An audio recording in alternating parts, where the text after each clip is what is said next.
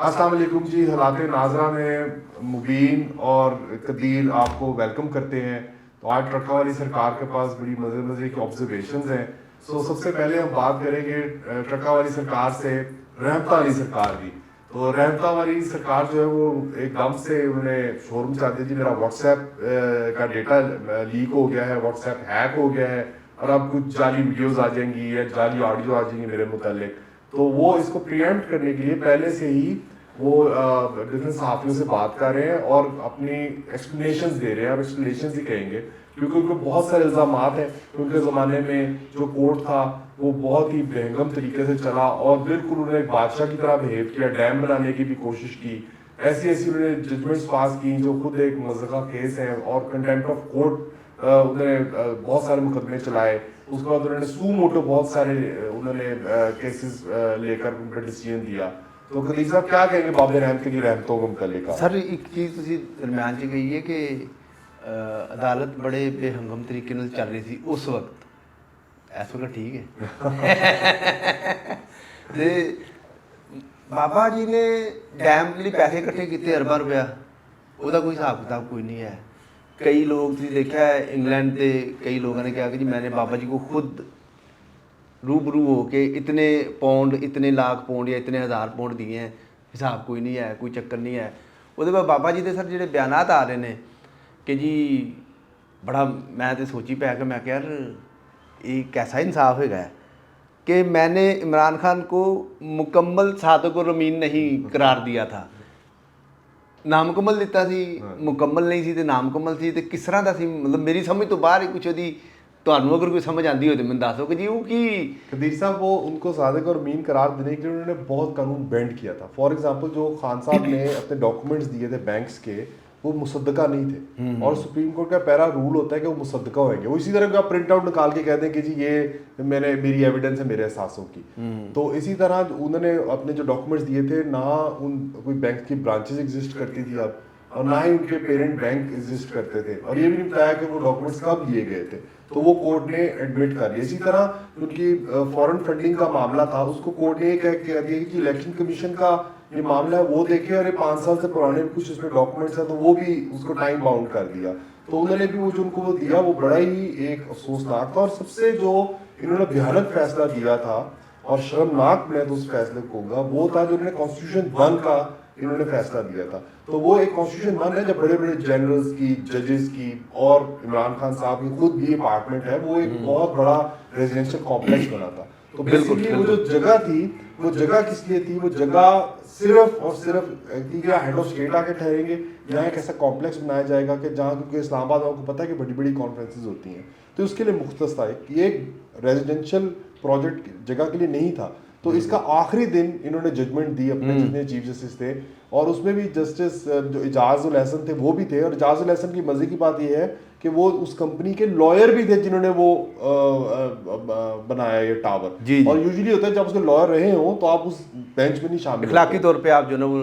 तो इन्होंने आखिरी दिन वो इन्होंने नवाजा लोगों को, क्योंकि ज़ाहिर एक प्रॉपर्टी की जो वैल्यू है वो आप उसको जगह को देखेंगे जिस जगह पे है तो वो बिल्कुल आप सुप्रीम कोर्ट से आपको नज़र आती है। और वो पाकिस्तान के इस तरह लगता है कि जिस तरह आइन पे और पाकिस्तान के इदारों के मुंह पे तमाचे मारती है वो बिल्डिंग कि ये देखें जी ये एक बिल्डिंग खड़ी है जहाँ कई लोग रातों रात करोड़ोंपति हुए, लोगों को प्लॉट्स मिले। तो इस तरह इसके अलावा भी सुप्रीम कोर्ट में बड़ी ही क्वेश्चनेबल जजमेंट्स इन्होंने पास की और जिसका खमियाजा पाकिस्तान आज तक भुगत रहा है और आगे जाके भी भुगतेगा। और जो सबसे एक और अफसोसनाक फैसला वो PKLI का था कि जहाँ इन्होंने अपने, क्योंकि भाई को ये अपॉइंट करना चाह रहे थे, तो इन्होंने अपने घर में बुलाया PKLI के हेड को, डॉक्टर साहब को, और इन्होंने अपने भाई को, डॉक्टर सईद को, और इन्होंने कहा जी मेरे भाई को आप अकोमोडेट करें। वहां से इनकी अनबन हुई, अगले दिन उन्होंने सू मोटो लेकर उस सारे मंसूबे का ही बेड़ा गर्क कर दिया। तो बड़े जबरदस्त जी इनके फैसले हैं। और अब क्योंकि ये आप कहते रहे कि मैं तो जनरल फैज से तो मैं कर रहा था व्हाट्सएप पे बात, एक साहबी को नहीं कहा मगर इमरान खान से नहीं हुई, दूसरे साहबी से बात की नहीं जी इमरान खान ने मुझे 2 हफ्ते पहले कहा था कि हमारी हेल्प करें पॉलिटिकल मामलों में। तो बड़ा ही अफसोसनाक चैप्टर था। और अब ऐसे लोग आके अदलिया बड़ी वाइट बिल्डिंग है हमारी सुप्रीम कोर्ट की, मगर उसमें ऐसे ऐसे काले काम हुए हैं। जस्टिस मुनीर ने किया, जस्टिस इरशाद ने किया, फिर आपके भुट्टो को फांसी दी गई कि खुद यानी कि एज अ पाकिस्तानी सिटीजन हमारा जो सर है वो शर्म से झुक जाता है कि ये हमारी हाईएस्ट कोर्ट में क्या होता रहा और कोई अच्छे प्रेसिडेंट नहीं सेट किए थे। बिल्कुल नहीं। नाल सर वो कह रहे हैं कि अब मैं आइंदा किसी को इंटरव्यू नहीं दूंगा, वही उनको कसर रह गई। हाँ, वो भी कह रहे हैं कि मैं किताब लिखी है जो मेरे बहुत मरने होने के बाद। और एक और मुबीन साहब गल हैगी कि कोई नहीं चाहता, किसी के चाहने के ऊपर उन्होंने कहा था कि जी कोई नहीं चाहता था कि जी नवाज शरीफ जो है ना वो रहे, और उसको नाहल किसी के कहने पे मैंने करार दिया है। अदालत इस तरह काम कर दी है। अदालत किसी चाहन या ना चाहन के उत्ते जो फैसले अपने देती है। अदालत ने तो कानून देखना है, आइन देखना है, ਉਹਦੇ ਮੁਤਾਬਕ ਉਹਨੇ फैसला देना कि किसी मतलब अगर ਤੁਹਾਡੇ ਤੋਂ ਕੋਈ ਤਗੜਾ ਬੰਦਾ ਤੁਹਾਨੂੰ ਕਹਿ ਦਿੰਦਾ ਕਿ ਨਹੀਂ ਇੰਜ ਨਹੀਂ ਇੰਜ ਕਰ, ਅਦਾਲਤ ਕੀ ਫਿਰ ਜੰਗਲ ਦਾ ਕਾਨੂੰਨ ਹੈਗਾ। ਤੇ ਦੂਸਰੇ ਇਹਨਾਂ ਦੇ ਇਹ ਇਨਕਸ਼ਾਫਾਤ ਦੇ ਬਾਅਦ ਆਇਆ ਇਹ ਸਾਰੀਆਂ ਚੀਜ਼ਾਂ ਦੇ ਉੱਤੇ ਕੋਈ ਸੂਮੋਟੋ ਨੋਟਿਸ ਹੋਏਗਾ, ਕੋਈ ਦੇਖੇਗਾ, ਕੋਈ ਈਵਨ ਕਿ ਪਾਰਲੀਮੈਂਟੇਰੀਅਨ ਸਰ ਉਹੀ ਆਪਣੇ ਫਲੋਰ ਤੇ ਖਲੋ ਕੇ ਬੋਲਣ, ਆਪਣੀ ਰਾਤ ਨਹੀਂ ਬੋਲਣਾ ਉਹਨਾਂ ਨੇ ਕਿ ਜੀ ਇਹ ਇਹਨਾਂ ਦੇ ਬਾਬਾ ਜੀ ਨੇ ਇਹ ਕਿਹਾ, ਬੁਲਾਓ ਇਹਨਾਂ ਨੂੰ ਕਮੇਟੀ 'ਚ ਬੁਲਾਓ, ਫਲੋਰ ਤੇ ਉਹਨਾਂ ਨੂੰ ਪੁੱਛੋ ਉਹਨਾਂ ਨੂੰ ਕਿ ਭਾਈ ਜੀ ਤੁਸੀਂ ਕਿਸ ਤਰ੍ਹਾਂ ਕਹਿ ਰਹੇ ਹੋ, ਇਹ ਤੁਸੀਂ ਸਾਰੀ चीज़ां कह रहे हो, ਇਹਦਾ मतलब कि सारे फैसले मुतनाज़ा हो गए। बस करिए सर, ये तो बात है कि मॉरल करेज नहीं है। अब मसलन ये इवन आप ये कम्युनिटीज़ बन गई हुई है हमारे यहाँ। अगर आप देखें तो हमारे एक जजेस की कम्युनिटी है, नहीं community, sorry sorry sir, communities नहीं, खान साहब ਦੇ ਬਕੌਲ ਮਾਫੀਆਸ ਮਾਫੀਆ ਦੇਖੋ, ਮਾਫੀਆ ਕਾਰਟਲਸ ਦੂਸਰੇ ਹੈ ਨੇ ਜਿਹੜੇ ਚਲੋ ਕਾਰੋਬਾਰੀ ਇਦਾਰਿਆਂ 'ਚ ਹਜ਼ਰਾਤ ਦੇ ਵਿੱਚ, ਤੇ ਇਹ ਵੀ ਤੇ ਕਾਰਟਲ ਜੀ ਨੇ, ਇਹ ਵੀ ਤੇ ਮਾਫੀਆ ਜੀ ਨੇ ਨਾ। ਤੁਸੀਂ ਇਹਨੂੰ ਖੂਬਸੂਰਤ ਸ਼ੂਗਰ ਕੋਟਡ 'ਚ ਕਮਿਊਨਿਟੀ ਕਹਿ ਦਿਓ ਤੇ ਖਾਨ ਸਾਹਿਬ ਦੀ ਜ਼ੁਬਾਨ 'ਚ ਨੂੰ ਤੁਸੀਂ ਮਾਫੀਆ ਕਹਿ ਦਿਓ, तो माफिया जी ने। बस इसी तरह तो अब अनफॉर्चुनेटली होता क्या है, क्या होता है ये है कि ये एक दूसरे को प्रोटेक्ट करते हैं। बहुत ही पाकिस्तान में कोई अच्छे जज भी गुजरे हैं मगर उनकी बड़ी तारीख में तो आपको कम मिलेंगे, और दूसरा जो अच्छे जज मिलते हैं तो फिर उनकी जो राह में रोड़े अटकाए जाते हैं और उनको एक निशाना जिस तरह बनाया जाता है, तो उनको इबरत का जिसे निशान कहते हैं वो बनाया जाता है। जैसा काजी फाइज ईसा है, उनकी जो वाइफ हैं उनसे इस कदर गुस्से से ये जजेस बात करते हैं, वो कोर्ट पे रो पड़ी, और यानी कि इधर उनकी बाप का जनाजा घर पड़ा हुआ है और उनके घर के बाहर ये नोटिस लगा रहे थे। तो जब कोई जज आप देखें कोई अपने ही ब्रदर जजेस ऐसे जज के खिलाफ हो जाते हैं जो एक असूल पसंद हो और जो कानून को फॉलो करना चाहता हो, तो ये अब हमारे जो पाकिस्तान की तरक्की ना करने के चंद जो राज हैं उसमें से एक बहुत बड़ा राज ये हमारी जुडिशरी भी है, जो जिसने अपना जो किरदार अदा करना चाहिए था वो नहीं किया, बल्कि इन्होंने बाकी हलकों के साथ मिलकर हमेशा सबोटाज, मैं तो कहूँगा कि कानून को और पाकिस्तान को। ਹੁਣ ਤੇ ਨਾ ਸਾਰੇ ਰਾਜ਼ਾਂ ਤੋਂ ਆਪ ਹੀ ਪਰਦਾ ਚੁੱਕ ਰਹੇ ਨੇ। ਮੈਨੂੰ ਇੱਕ ਐਸੀ ਚੀਜ਼ ਦੀ ਸਮਝ ਨਹੀਂ ਆਉਂਦੀ ਕਿ ਜਿਹੜੇ ਵੀ ਮੌਜ਼ਜ਼ ਜੱਜ ਸਾਹਿਬਾਨ ਹੋ ਗਏ, ਜਨਰਲਸ ਹੋ ਗਏ, ਜਿਹੜੇ ਤੁਹਾਡੇ ਅਫਸਰਸ਼ਾਹੀ ਦੇ ਲੋਕ ਨੇ, ਇਹਨਾਂ ਨੂੰ ਰਿਟਾਇਰਮੈਂਟ ਦੇ ਬਾਅਦ ਕਿਉਂ ਜ਼ਮੀਰ ਜਾਗਦਾ ਹੈ? ਰਿਟਾਇਰਮੈਂਟ ਤੋਂ ਜਦੋਂ ਉਹ ਹਾਜ਼ਰ ਸਰਵਿਸ ਹੁੰਦੇ ਨੇ ਉਦੋਂ ਦੱਸੋ ਨਾ ਵੀ ਮੈਂ ਮਰ ਜਾਵਾਂਗਾ। ਇਹਨਾਂ ਨੇ ਵੀ ਕਿਹਾ ਮੈਂ ਕਿਤਾਬ ਲਿਖਤੀ ਹੈ, ਛਾਪੋ ਕਿਤਾਬ, ਲੇਕਿਨ ਜਦੋਂ ਤੁਸੀਂ ਪਾਵਰ 'ਚ ਹੁੰਦੇ ਹੋ ਉਦੋਂ ਤੁਹਾਡੇ ਹੋਸ਼ੋ-ਹਵਾਸ ਕੰਮ ਨਹੀਂ ਕਰਦੇ, ਉਦੋਂ ਤੁਸੀਂ ਐਸਾ ਇਕਤਦਾਰ ਦੇ ਨਸ਼ੇ 'ਚ, ਪਾਵਰ ਦੇ ਨਸ਼ੇ 'ਚ ਇੰਨੇ ਗੁੰਮ ਹੁੰਦੇ ਨੇ ਸਰ, ਬੰਦੇ ਨੂੰ ਬੰਦਾ ਨਹੀਂ ਸਮਝਦੇ, ਇਨਸਾਨ ਨੂੰ ਇਨਸਾਨ ਨਹੀਂ ਸਮਝਦੇ। ਬਾਅਦ 'ਚ ਆ ਕੇ ਇਹਨਾਂ ਦੀ ਗੈਰਤ ਜਾਗ ਜਾਂਦੀ ਹੈ, ਹੁੱਬੁਲ ਵਤਨੀ ਵੀ ਜਾਗ ਜਾਂਦੀ ਹੈ, ਜ਼ਮੀਰ ਵੀ ਜਾਗ ਜਾਂਦਾ, ਸਾਰਾ ਕੁਝ ਹੀ ਹੋ ਜਾਂਦਾ ਵੀ ਜਦੋਂ ਕਰਨ ਵਾਲੀ ਚੀਜ਼ ਸੀ ਉਦੋਂ ਤੁਸੀਂ ਕੀਤੀ ਨਹੀਂ। ਉਹ ਮਿਸਾਲ ਹੈ ਨਾ ਪੰਜਾਬੀ ਦੀ ਕਿ ਜੀ 900 ਚੂਹੇ ਖਾ ਕੇ ਬਿੱਲੀ ਹੱਜ ਨਹੀਂ ਚੱਲਦੀ, ਤੇ ਉਹ ਵਾਲਾ ਹਿਸਾਬ ਹੈਗਾ कि जी ਤੁਸੀਂ ਇੰਨਾ ਕੁਝ ਕਰਕੇ ਤੇ ਕੀ फ़ायदा। कदीर भी ऑडियंस आगे प्ले करते हैं। अगर आपको याद हो उन दिनों बहुत से लोग भी बेचारे अच्छे मासूम पाकिस्तानी, मासूम क्या, हमारी एजुकेशन सिस्टम ही ऐसा है और हमें पढ़ाई इतना, कि हमारी अपनी जो माशरती इलूम है, जो हमारी हिस्ट्री होती है ज़्यादा जो है उसको इन्होंने मस्क कर दिया हुआ है और उसको सच को झूठ, झूठ को सच बना दिया हुआ है कि हमारी कौम का भी घर इतना कसूर नहीं, वो पैदा ही इस प्रोपेगेंडे में सोचते नहीं है। तो मगर फिर भी तारीख एक हद तक बड़ी जालिम है कि मेरे पैदा होने से पहले ही जस्टिस मुनीर ने जजमेंट दी थी मौलवी तमीज़ुद्दीन केस में, नजरिया ज़रूरत उन्होंने इजाद किया था। तो मगर मुझे उनका नाम याद है, मैं बड़ा भुलक्कड़ सा आदमी हूँ मगर मुझे एक नाम नहीं भूलता, वो जस्टिस मुनीर का नाम नहीं भूलता, मौलवी मुनीर नहीं वो मौलवी तमीज़ुद्दीन का, मौलवी तमीज़ुद्दीन, हाँ जी। तो जस्टिस मुनीर का अब देखे ना कि ऐसा किरदार है कि वो मर भी गए तो उनको अच्छे लफ्ज़ों तो नहीं याद करता। अब बेशक उस वक्त उन्होंने कोई उससे बेनिफिट जिस तरह के भी उठाए हो, तो मगर आप तारीख ने आपको कैसे याद किया? इसकी बजाय कुछ ऐसे जज होते हैं जिन्होंने कोई ऐसा अमल किया, जिस जस्टिस वकार सेठ है, उनकी जो जजमेंट थी, यानी कि वो बेचारे कोरोना में फौत हो गए बड़े ही सस्पिशियस सर्कमस्टांसेस में, मगर अभी भी उन्हें दिल से सलाम निकलता है कि जो उन्होंने जजमेंट दी थी। सर जजमेंट तो उन्होंने दी थी, अगले ने उन्होंने अदालत ही फारग कर दी थी फैसला की दिता जी उन्होंने, अदालत ही फारग कर दी अगले ने। तो दूसरी गल है सर, देखो तारीख के गटर 'ਚ ਕਿਸੇ ਦਾ ਨਾਮ ਹੈ ਜਾਂ ਤਾਰੀਖ ਦੇ ਕੂੜਾਦਾਨ 'ਚ ਕਿਸੇ ਦਾ ਨਾਮ ਹੈ, ਉਹ ਤੇ ਹੋ ਗਿਆ ਉਹਦਾ ਨਾਂ। ਖਮਿਆਦਾ ਕੌਣ ਭੁਗਤ ਰਿਹਾ ਹੈ? ਖਮਿਆਦਾ ਜਿਸ ਮੈਂ ਭੁਗਤ ਰਿਹਾ, ਤੁਸੀਂ ਭੁਗਤ ਰਹੇ ਹੋ, ਆਮ ਲੋਕ ਭੁਗਤ ਰਹੇ ਨੇ ਉਹਨਾਂ ਦੀਆਂ ਇਹਨਾਂ ਹਰਕਤਾਂ ਦੀ ਵਜ੍ਹਾ ਤੋਂ। ਮਤਲਬ ਇਹਨਾਂ ਨੂੰ ਹਾਲੇ ਤੱਕ ਇੰਨੀ ਨਹੀਂ ਆਈ, ਇਹਨਾਂ ਨੂੰ ਗੈਰਤ ਹਯਾ ਨਹੀਂ ਕਿਸੇ ਨੂੰ ਵੀ ਕਿ ਕੋਈ ਬੰਦਾ ਆਪਣੀ ਗਲਤੀ ਤਸਲੀਮ ਕਰ ਲੈਂਦਾ, ਕਹਿੰਦਾ ਯਾਰ ਮਾफ़ी ਮੰਗ ਲੈਂਦੇ, ਕੋਈ ਹਰਜ नहीं। सर माफ़ी मंगना तो अच्छी गल है। बिल्कुल। Truth and reconciliation commission south Africa में बना था। हाँ जी। उधर जब नेल्सन मंडेला रहा हुए, उसके बाद सब आए उस कमीशन के सामने, उन्होंने अपनी गलतियों का इतराफ किया। भले आप सजा न दें, मगर आप एक दफा जिन लोगों ने गलतियां की वो अपनी गलतियों का इतराफ करें और मुल्क एक हुई सही डायरेक्शन की डायरेक्शन पे लेके। सो अनफॉर्चुनेटली हमारा मुल्क में ये भी हालात होते नहीं, बल्कि अभी मैं पढ़ रहा था कि अभी हमारे आर्मी चीफ से एक बिजनेस कम्युनिटी ने मीटिंग की जिसके अंदर हमारे वजीर खजाना भी अपेरेंटली थे, लोग ये बातें कर रहे हैं। सो उसके अंदर भी उन्होंने बताया कि जी जॉन से हैं खान साहब ने ख्वाहिश शो की है कि जी वो आर्मी चीफ से मिलना चाहते हैं। अब आप ये देख लें कि इस मुल्क में हमारी डेमोक्रेसी का क्या हाल है। वो कहते हैं जी मैं मोदी से मिल लूंगा, मैंने अपने इन पॉलिटिशियन से नहीं मिलना। सो यानी कि जिस मुल्क के अंदर ये हो कि आपस में पॉलिटिशियन मिलकर बात भी नहीं कर सकते, तो उस मुल्क का फ्यूचर क्या होगा? इतनी लड़ाई और इतनी ज़्यादा टेंशन और वो इकोनॉमिक कोलैप्स है, और उधर हमारे ये लोग जो आपस में बैठ कर मिलकर बात करने के लिए भी तैयार नहीं। सर खान साहब ਨੂੰ ਸੂਟ ਕਰਦਾ ਹੈ ਨਾ ਇਕਨੋਮਿਕ ਕ੍ਰਾਈਸਿਸ ਤੇ ਸਾਰਾ, ਕਿਉਂਕਿ ਉਹਨਾਂ ਦੀ ਗੁੱਡੀ ਤੇ ਚੜ ਰਹੀ ਹੈ।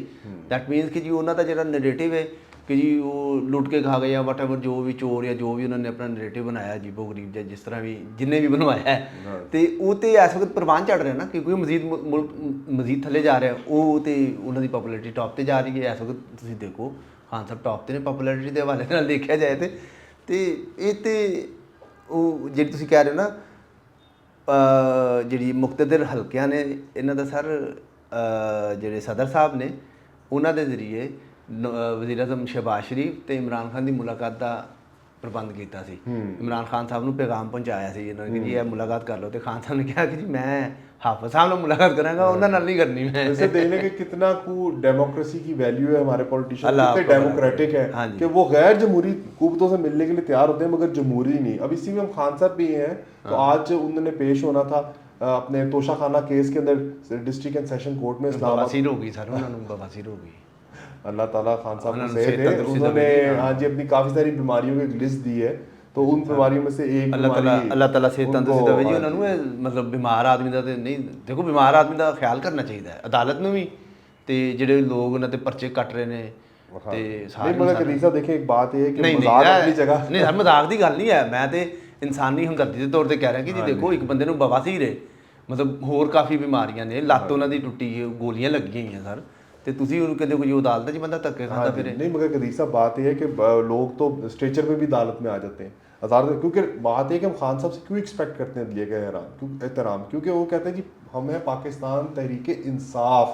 तो वो कह रहे थे कि जी इंसाफ जो एक अमीर के लिए और गरीब के लिए और दो नहीं एक पाकिस्तान।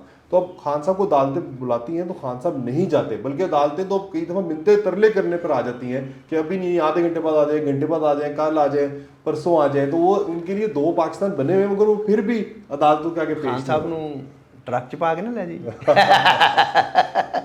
ट्रक केड़ा भला? ट्रक समझ गए कदीसा जो जगह जगह फिर रहा है आजकल ट्रक फिर रहा है। भूमि तो किसी दिन ना अपने नादरीन ਨੂੰ ट्रक ਦੀ सैर भी करवाइए, ਇਹਨੇ ਦੱਸੀ ਕਿ ਕਿਹੜਾ ट्रक ਸੀ ਉਹ। ਸਰ ਮੁਬਾਰਕ ਹੋਏ 200 यूनिट तो थले वाले ने भी बिजली का पंप सुटता है आज गवर्नमेंट ने।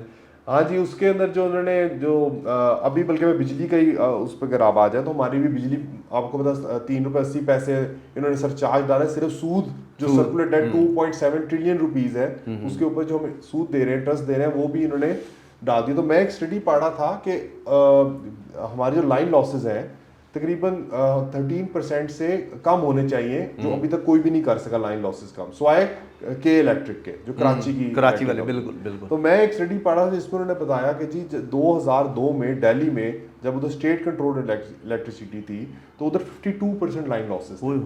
तो उन्होंने क्या किया, उन्होंने इलेक्ट्रिसिटी को प्राइवेटाइज कर दिया। इस वक्त दिल्ली में 7% लाइन लॉसेस है। सर के इलेक्ट्रिक का भी तुम देखो ना, एज केस स्टडी ਉਹਨੂੰ ਲੱਭੋ ਕਿ ਤੁਹਾਨੂੰ ਪਤਾ ਕਿ ਕਰਾਚੀ 'ਚ ਸਭ ਤੋਂ ਜ਼ਿਆਦਾ ਕੁੰਡਾਬਾਜ਼ੀ ਸੀ। ਕਰਾਚੀ ਦੇ ਵਿੱਚ ਸਭ ਤੋਂ ਜ਼ਿਆਦਾ ਬਿਜਲੀ ਚੋਰੀ ਹੁੰਦੀ ਸੀ, ਕੁੰਡਾ ਛੁੰਡਾ ਪੈਂਦਾ ਸੀ, ਸਾਰੇ ਮਾਮਲਾ ਸਾਰੇ ਹੁੰਦੇ ਸਨ ਉੱਤੇ। ਕੇ ਇਲੈਕਟ੍ਰਿਕ ਕੋਲ ਗਿਆ, ਠੀਕ ਹੈ, ਕੇ ਇਲੈਕਟ੍ਰਿਕ ਦੇ ਨਾਲ ਕਾਫੀ ਲੋਕਾਂ ਨੂੰ ਮਸਾਇਲ ਵੀ ਹੋਣਗੇ, ਪਾਵਰ ਸੈਕਟਰ ਨੂੰ ਤੁਸੀਂ ਪ੍ਰਾਈਵੇਟਾਈਜ਼ ਕਰਦੇ ਹੋ, ਹੋਰ ਸਾਰੇ ਚੱਕਰ ਮਸਾਇਲ ਹੋਣਗੇ ਉਹਨਾਂ ਨੂੰ, ਲੇਕਿਨ ਇਹ ਤੁਹਾਡੇ ਲਈ ਕੇਸ ਸਟੱਡੀ ਕੀ ਤੁਸੀਂ ਬਾਕੀ ਜਿਹੜੇ ਪੈਸਕੋ बिल्कुल, ਹੈਸਕੋ इसमें ਲੈਸਕੋ प्राइवेट ਇਹਨਾਂ सेक्टर ਨੂੰ को प्राइवेटाइज दें, करो। आप आगे आप टेंडर फ्लोट करें ताकि दिल्ली में इतना कामयाब हुआ, पूरी दुनिया में इलेक्ट्रिसिटी ਸਰ प्राइवेटाइज। ਦਿੱਲੀ ਤੇ ਚਲੋ ਫਿਰ ਇੰਡੀਆ कराची 'ਚ ਕਾਮਯਾਬ ਤੁਹਾਡੇ ਸਾਹਮਣੇ ਮਿਸਾਲ है। हाँ, यानी कि मगर दिल्ली जितना तो कामयाब नहीं हुआ, मगर कराची के भी कुछ अपने अलग से पेक्यूलियर से मसले हैं कि उन्होंने एक बड़ी सस्पेक्ट पार्टी को दे दिया जो खान साहब के फाइनेंसर भी थे, जिन्होंने वो वूटॉन क्रिकेट क्लब के अंदर नकवी साहब ने वो करवाया था। तो बहरहाल वो भी कुछ हमारे मुख्तदर हलकों के करीब थे, तो इतना ट्रांसपेरेंट वो भी नहीं था। मगर बहरहाल यानी कि बाकी दुनिया में कामयाब हुआ तो होता क्या, हम ना सिर्फ हम सूद दे रहे हैं, जो सर्कुलर डेट बिल्ड हुआ, सर्कुलर डेट क्यों बिल्ड हुआ है, क्योंकि आपकी बिजली चोरी होती है, उसका एक रीज़न ये भी है, और भी रीज़न है उसके अंदर आप जो है क्योंकि हम बिजली इंपोर्टेड फ्यूल पे डालते हैं, बाद में सब्सिडी देते हैं, हम इंडस्ट्रीज को सब्सिडी देते हैं जो अब कटती जा रही हैं, तो ये सर्कुलर डेट बढ़ता गया। तो अब क्योंकि IMF ने बड़ी स्ट्रिक्टली कह दिया पाकिस्तान को कि जी हम आपको कर्जा नहीं देंगे जब तक सर्कुलर डेट को आप कंट्रोल नहीं करेंगे, तो अब बिजली भी इस तरह महंगी हो गई। तो अब देखें, अब बिजली के झटके हमें हर महीने कुछ ना कुछ दिनों के बाद ਇੱਕ ਵਾਰੀ ਕਰੰਟ ਲਾ ਦੇਣ ਜਿਹੜਾ ਕਰੰਟ ਲੱਗਣਾ ਇੱਕ ਵਾਰੀ ਲਾ ਦੇਣ ਤਬਾਹੀ ਕਰ कहते हैं जरा जोर का झटका धीरे से लगे। ਨਹੀਂ ਜ਼ੋਰ ਦਾ ਇੱਥੇ ਜ਼ੋਰ ਦਾ ਝਟਕਾ ਹਰ ਮਹੀਨੇ ਲੱਗ ਰਿਹਾ। ਅੱਛਾ ਮਦੇ ਦੀ ਗੱਲ ਏ ਕਿ ਮਦੇ ਦੀ ਕੀ ਅੱਲਾ ਮਾਫ ਕਰੇ ਸਰ, ਆਮ ਆਦਮੀ ਲਈ ਤੇ ਖੌਫਨਾਕ ਗੱਲ ਏ ਕਿ ਬਿਜਲੀ ਦੇ ਜਿਹੜੇ ਰੇਟ ਉੱਤੇ ਕੀਤੇ ਨੇ ਉਹ 1 ਮਾਰਚ ਤੋਂ ਇੰਪਲੀਮੈਂਟ ਹੋ ਗਏ ਨੇ। ਹਾਂਜੀ, ਬਜਾਏ ਤੇ ਹੁੰਦਾ ਨਾ ਕਿ ਜੀ 15 ਤੋਂ ਕਰ ਦਿਓ, ਅੱਜ 7-8 ਤਰੀਕ ਹੋ ਗਈ ਏ, ਤੁਸੀਂ ਚਲੋ ਜੀ 15 ਤੋਂ ਕਰ ਦੇਣਾ ਜਾਂ आज से ਜਾਂ ਕੱਲ से, ਉਹ ਪਿਛਲੇ ਤਰੀਕਾਂ ਜਾ ਕੇ ਸਾਰੀ ਚੀਜ਼ ਚੱਲ ਰਹੀ ਹੁੰਦੀ ਹੈ। ਉਹ ਗੈਸ ਸਟੇਸ਼ਨ ਤੋਂ ਪਿਛਲੇ ਉਹਨਾਂ ਨੇ ਫਰਵਰੀ ਵਧਾਈ, ਉਹਨੂੰ ਜਨਵਰੀ ਤੋਂ ਸ਼ੁਰੂ ਕਰਤੀ ਤੇ ਖੌਫਨਾਕ ਸੂਰਤ ਹਾਲ ਹੈ, ਮਤਲਬ ਕੋਈ ਅਹਿਸਾਸ ਹੀ ਨਹੀਂ ਹੈ ਕਿਸੇ ਦਾ। ਤੇ ਉਹਦੇ ਬਾਅਦ ਕਰਨਾ ਕੀ ਹੈ, ਨਾ ਇਹਨਾਂ ਦੇ ਕੋਲ ਕੋਈ ਗੇਮ ਪਲਾਨ ਹੈ, ਨਾ ਇਹਨਾਂ ਦੇ ਕੋਲ ਅੱਗੇ ਸਟ੍ਰੈਟਜੀ ਹੈ। IMF ਕੋਲ ਪੈਸੇ ਆ ਜਾਏਗਾ। IMF ਵੀ ਸਰ ਸੁਣਿਆ ਕਿ ਸਟਾਫ ਲੈਵਲ ਦੇ ਮੁਆਹਦਾ ਤਕਰੀਬਨ ਨੇੜੇ ਲੱਗ ਗਿਆ ਹੈ। IMF का देखते हैं कि IMF ये कह रहा है कि जी स्टाफ लेवल एग्रीमेंट हो भी जाए तो फिर लोन डिस्पर्सल करने के लिए उनको बोर्ड ऑफ डायरेक्टर इजाजत देता है। तो अब होपफुली वो दे देगा या नहीं देगा ये तो आने वाला वक्त ही बताएगा, क्योंकि चाइना ने भी 2 बिलियन का भी एक लोन रोल ओवर करने का कह दिया है। So let's see. तो अब एक ਮੁਬੀਨ ਸਾਹਿਬ ਆਪਣਾ ਮੈਨੂੰ ਯਾਦ ਆ ਗਿਆ, ਸੌਰੀ ਮੈਨੂੰ ਦੱਸੋ ਕਿ ਉਹ ਕੋਈ ਭੱਟੀ ਸੁਣਿਆ ਕੋਈ ਤੋਤੇ ਵਾਂਗਰ ਫਰ ਬੋਲੀ ਜਾ ਰਿਹਾ ਹੈ, ਉਹ ਕੀ? कदीर साहब एक भट्टी साहब हैं जो प्रिंसिपल सेक्रेटरी टू CM थे। मोहम्मद खान भट्टी साहब, मोहम्मद खान भट्टी साहब ਜਿਹੜੇ ने जी। तो कदीर साहब दर्जा 4 में इनकी भर्ती हुई थी एज क्लर्क, और पाकिस्तान की तारीख का एक नायाब ही वाकया है जो बिल्कुल 4 ग्रेड से 22 ग्रेड तक पहुंच गए। और सुना है कि ये बड़ा CSP अफसरों के साथ भी बड़ा टफ तरीके से बात करते थे, जो सारे मुल्क से टफ तरीके से बात करते हैं, और इनको ये गायब हो गए थे अचानक। तो फिर ये क्वेटा में दरियाफ्त हुए और आप सुना है जी फर बोल रहे हैं, ईरान जा रहे थे तुमने, कहते हैं कि ईरान जा रहे हैं। कई लोग कह रहे थे जिनको पहले ही चंद लोगों ने हमारे जो जानने वाले उन्होंने पहले ही उठा लिया था ये कराची में किसी अदालत में। ਨਹੀਂ ਤੇ ਸਰ ਉਹ ਅਗਰ ਪਹਿਲੇ ਉਠਾ ਲਿਆ ਸੀ ਤੇ ਉਹ ਜਿਹੜੀ ਇੱਕ ਆਡੀਓ ਲੀਕ ਹੋਈ ਸੀ ਕਿ ਜੀ ਭੱਟੀ ਸਾਹਿਬ ਤੁਹਾਡੇ ਕੋਲ, ਉਹਨਾਂ ਨੇ ਕਿਹਾ ਜੀ ਆਹੋ ਮੇਰੇ ਕੋਲ ਹੀ ਨੇ, ਮੇਰੇ ਕੋਲ ਹੀ ਬੈਠੇ ਨੇ, ਉਹ ਮੈਂ ਆ ਰਿਹਾ ਮਿਲਣ ਲਈ। ਤੇ ਉਹ ਕੀ ਸੀ ਅਗਰ ਕਿਸੇ ਨੇ ਪਹਿਲੇ ਚੁੱਕਿਆ? सितंबर की थी वो। अच्छा वो सितंबर दी थी। हाँ जी, क्योंकि उसमें वो जो साहब बोल रहे थे उनकी, वो कह रहे हैं कि जी मैं अपने पोते को गोद में बिठाकर काले शीशे वाली गाड़ी में जा रहा था, मुझे पुलिस ने रोक लिया था। जो पुलिस ने बिल्कुल कानून का साथ दिया, कानून में काले शीशे वाली गाड़ी आप प्राइवेट नंबर प्लेट्स में नहीं कर सकते, तो उनको पुलिस ने रोक लिया। तो जिसकी माफी मांगने के लिए फिर परवेज अलाई साहब उनके घर गए थे और भट्टी साहब पहले ही उनके पास बैठे हुए थे। सही। तो हमारे आपको पता है जो कानून के मुहाफिज हैं वो भी हमारे कानून की दुचियां भी उड़ाते हैं। कई अपना ਜਿਹੜੇ ਨੇ ਭੱਟੀ ਸਾਹਿਬ ਦੇ ਨਾਲ ਤਲਕ ਰੱਖਣ ਵਾਲੇ ਲੋਕ ਜਿਹੜੇ ਨੇ, ਉਹ ਸੁਣਿਆ ਨੂਰਾ ਫਤਿਹ ਦਾ ਕੋਈ ਡਾਂਸ ਪ੍ਰੋਗਰਾਮ ਹੀ ਕਰਦੇ ਰਹੇ ਨੇ ਕਿਤੇ ਦੁਬਈ ਸ਼ਬਈ 'ਚ। $88,000 ਦਿੱਤਾ ਨੇ, ਕਿੰਨਾ ਦਿੱਤਾ? तकरीबन $90,000 की TT हुई थी पाकिस्तान से, जो उसकी रिमेनिंग अमाउंट थी। तो कदीर साहब जो आपको पता है जो इस किस्म के पैसे ਇੱਥੇ ਸਾਰੇ ਇੱਥੇ 22 ਕਰੋੜ ਆਵਾਮ ਨੱਚ ਰਹੀ ਡੁਗਡੁਗੀ ਤੇ ਉਹ ਆਪਣਾ $90,000 ਐਵੇਂ ਉਹਨੂੰ ਦੇਤਾ। 22 ਕਰੋੜ ਆਵਾਮ ਨੱਚ ਰਹੀ, ਇਹਨਾਂ ਦਾ ਡਾਂਸ ਵੇਖ ਲਵੋ, ਇੰਨੇ ਪੈਸੇ ਜ਼ਰੂਰ ਖਰਚਣੇ ਨੇ ਉੱਤੇ। वो बेचारे कदीर साहब भूखे ने भूख से नाच रहे हैं। कौन है कोई इलाई साहब ने, कोई पता नहीं। हाँ जी, इसी किस्म का नाम है मुजक्कर के पता नहीं क्या, मुजक्कर के पता नहीं मोहम्मद है वल्लाह आलम। तो कदीर साहब अब इसी उम्मीद के साथ के अभी भी हमारे जो हर अदारे के लोग हैं वो अपना काम करें, मुल्क को सही रास्ते पे लेके जाए, आवाम को कोई रिलीफ दें। और आगे रोजे आ रहे हैं और बेचारे लोग महंगाई से बड़े परेशान हैं, तो इनके लिए कोई ना कोई तो इधर भी ध्यान दे और अपनी लड़ाइयाँ ख़त्म करें और कानून को फॉलो करें ताकि मुल्क सही रहे। अल्लाह ताला साडे हाल ते रहम करे जी। ते जनाबे अली बहुत शुक्रिया, ते इहदे नाल ही सानू इजाजत दवो। अल्लाह हाफिज़।